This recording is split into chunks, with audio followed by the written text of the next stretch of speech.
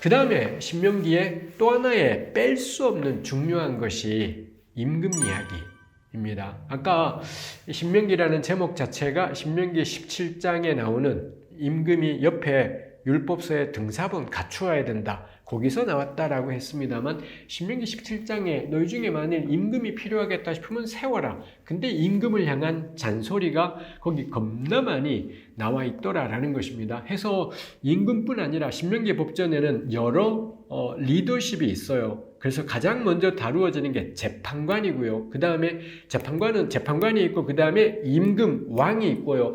제사장이 있고 예언자가 있고 그렇습니다. 요 직제들이 고대 이스라엘에 있었던 거죠. 재판관이 하는 일은 재판인 거겠고요. 그 다음에 제사장, 신명기의 또 하나의 특징은 레위 사람, 제사장이라는 표현이 계속 반복되는 겁니다.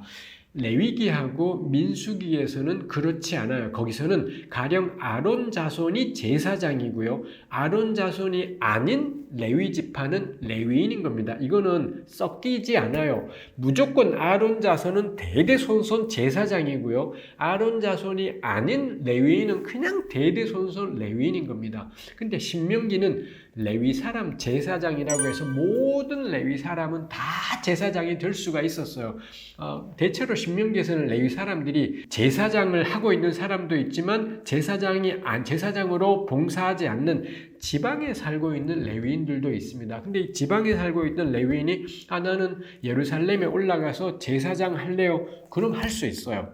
이게 이제 신명기하고 민수기의 차이이지요. 제사장과 레위인 사이에 이 호환이 되느냐? 레위기 민수기는 안 되고요. 신명기는 이게 얼마든지 호환 가능. 이렇게 되어 있죠. 그 레위 사람 제사장도 재판 역할을 수행하더라 라는 것입니다. 그래서 보통 제가 언제 나눈 적도 있습니다만 히브리어에서 재판하다라는 동사가 있습니다. 샤파트라고 해서 거기서 미슈파트가 나왔는데 샤파트는 재판하다인데 고대 세계에서 재판은 통치 영역에 속하는 일인 겁니다. 그래서 재판은 누가 하는 일이냐? 임금이 하는 일이에요. 근데 신명기는요.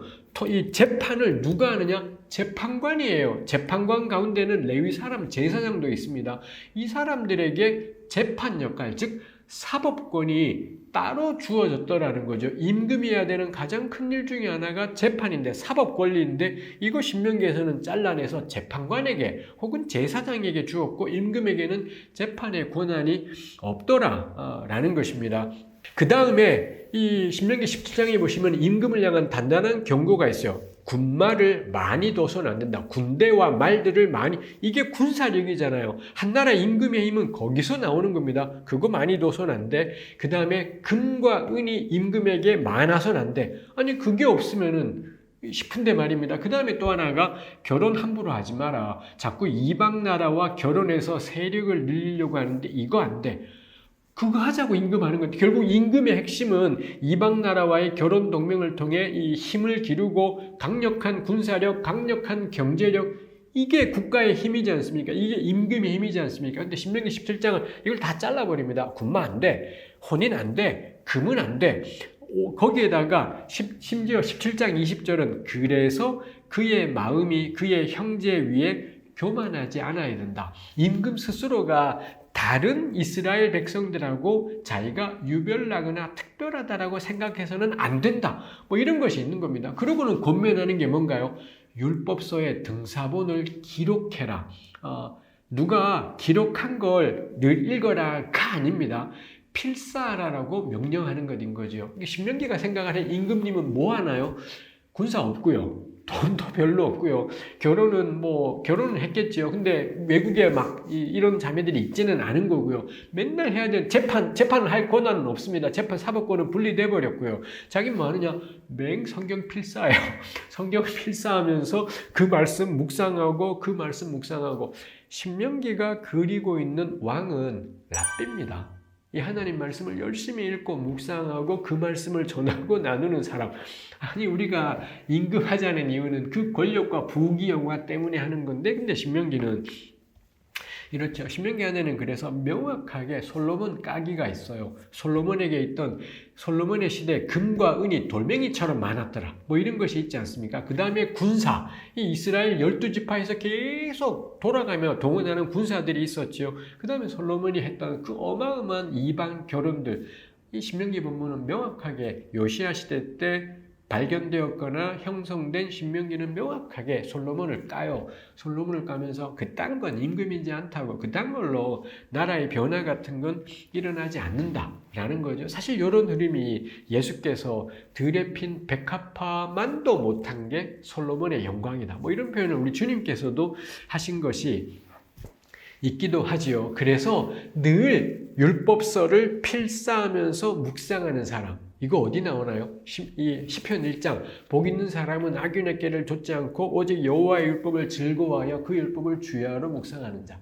이거 신명기가 그리고 있는 임금은 시편 1편이 그리고 있는 어이로운 사람이기도 해요. 겁나 독실하고 신실한 하나님의 사람. 이게 신명기가 생각하는 임금인 겁니다.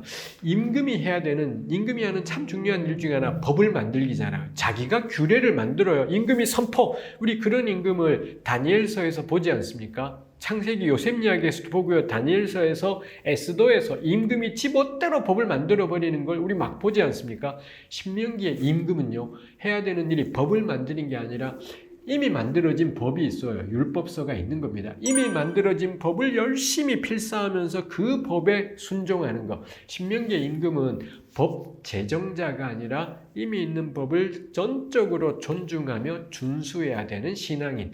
이렇게 신명기가 그리고 있지요. 그래서 임금은 명확하게 율법 아래 존재하고 있고요. 사법권은요, 제사장에게 넘어간 것인 거고요. 그 다음에 또 하나 신명기가 중요하게 생각하는 직제가 예언자입니다. 그래서 우리 신명기 18장에 예언자에 대한 말씀이 나오는데, 예언자 이야기를 하면서 누구든지 모든 이스라엘은 이 예언자를 통해 선포되는 하나님 말씀에 순종해야 된다.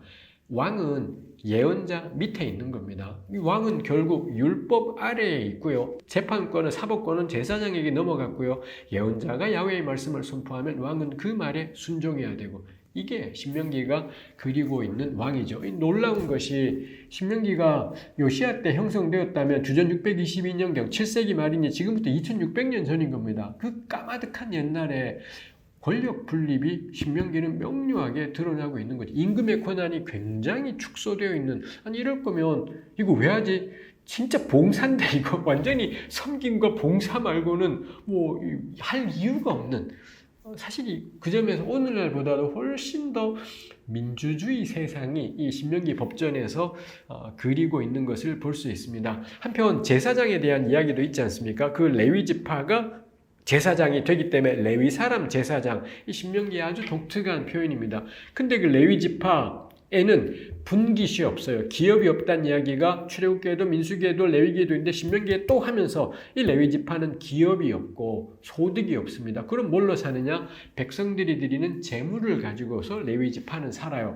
이것도 대단한 게 결국 이 제사장이야말로 실권이 있는 겁니다. 사법권이 그들에게 있는 거고요.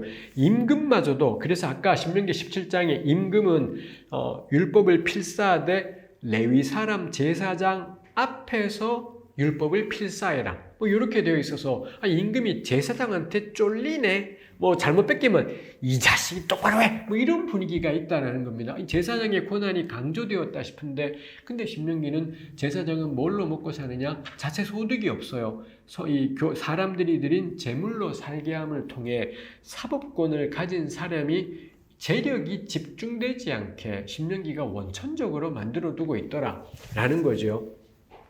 최근에 윤석열 정부가 대법원장 후보로 추천했던 사람이 있지 않습니까? 그 사람 이 청문회를 위해서 자료 공개해서 보니 이 아내 쪽이 어마어마한 땅들을 소유하고 있었습니다. 여기저기에 그냥 땅들을 소유하고, 이 대법원장 후보는 난 몰랐어, 나는 상관없어, 뭐 처가일 거야, 뭐 이런 개소리를 하고 있죠. 정말 대한민국 지도층들 너무 절망적입니다. 이 인간들이 대통령의 아내부터 시작해서 미친 듯이 땅을 사요. 미친 듯이 땅을 소유하고, 제가 아는 분들 중에도 이 판사들이 있습니다. 판사는 월급이 그렇게 많지 않습니다. 직장 생활에서는, 이렇게 판사든 검사든 간에요. 직장 생활에서는 몇십억의 재산은 불가능해요. 절대로 아무것도 안 먹고 그냥 월급을 전부 다 때리 박아도 몇십억의 재산은 마련할 수가 없습니다. 근데 그 대법원장 후보의 재산이 몇십억이든가 백억이 넘던가 뭐 그러지 않습니까? 다 어디서 오느냐? 땅에서 오는 것. 이지요. 신명기가 대단하지요. 레위 사람 제사장의 살 길은 오직 여호와의 화제물. 우리 식으로 겁나 쉽게 표현하면 헌금에 기반한 월급인 겁니다. 월급만 가지고는 결코 부유할 수가 없고요. 이 레위 사람 제사장은 땅이 없어요. 기업이 아예 없지 않습니까? 그러니 뭐 소득이 확장될 그 어떤 길도 없는 거죠. 신명기는 그렇게 생각해요. 권력 가진 지도층은 경제적으로 넉넉해서는 안 된다라는 게, 거기에 재력까지 결합이 되어버리면 이게 돈하고 권력이 결합되어 버리면 이 엄청난 것이 되긴, 전부 차다. 임금 그물이 많아서는 안 돼. 결혼 많이 하면 안 돼. 군마 많아서는 안 돼. 제사장 땅 없어. 뭐 이렇게 이거 어렵지요. 이게 2600년 전의 세상인데 21세기를 살아가는 지금도 감당을 못할 그런 진보적이고 진취적인 말씀이죠. 제가 개뿔 힘도 없는 사람입니다만 대한민국 지도층들에게, 상류층들에게 부탁해요. 땅 좀 그만 사라, 이 도둑놈들아. 땅 가지고 좀 돈 좀 벌지 마라. 그건 네 새끼들한테 물려주지 마라. 정말로 부탁하고 싶어요. 연예인들이건 스포츠 스타들이건 돈 좀 벌잖아요. 미친 듯이 땅을 사요. 미친 듯이 땅을 사고 건물을 사서 사고 팔아서, 어떤 탤런트가 땅을 사고 팔아서 몇십억을 남겼네. 이 단계 기사가 돼요. 당신들이 사는 세상은 절망이다. 이런 식으로 살아가는 세상은 정말 절망이지 않겠습니까? 제가 우리 청년부에 그런 말 했습니다만, 저 유재석 좋아해요. 유재석 씨가 근데 아직까지 건물 겁나 많이 샀다 이런 보도 제가 들어본 적이 없습니다. 만약 유재석까지도 건물 살고 지랄 발광을 하면 내 다시는 런닝맨 안 본다. 제가 할 수 있는 복수는 그거밖에. 저 런닝맨 겁나 좋아하거든요. 런닝맨 내 다시는 안 볼 거야 뭐 싶습니다만, 정말 연예인들에게 당신들 그 돈 시청자 때문이지 않냐, 땅 사지 마라 이 도둑놈들아 싶은 겁니다. 스포츠 하신 분들, 추신수, 박지성 뭐 누구든 간에 건물 사지 마라. 그거 안 해도 당신들 산다. 그거 안 해도 당신하고 당신 자식까지는 부귀 영화를 누리고 살 겁니다. 근데 그거를 땅 사고 건물 사고 하지 마요. 건강하게 살아요. 건강하게. 그나마 이 사람들의 좋은 점은 정치를 안 해요. 이 권력에 가까이 가지는 않죠. 그래서 진짜 나쁜 것들은 판검사나 이런 사람들이 돈까지 가졌으면서 이 권력까지 누리려고 할 때, 우리 대법원장 후보같이 이런 사람들이야말로 진짜 나쁜 놈들, 정말 나쁜 놈들이구나 싶은 생각을 하게 되는 것이 있죠.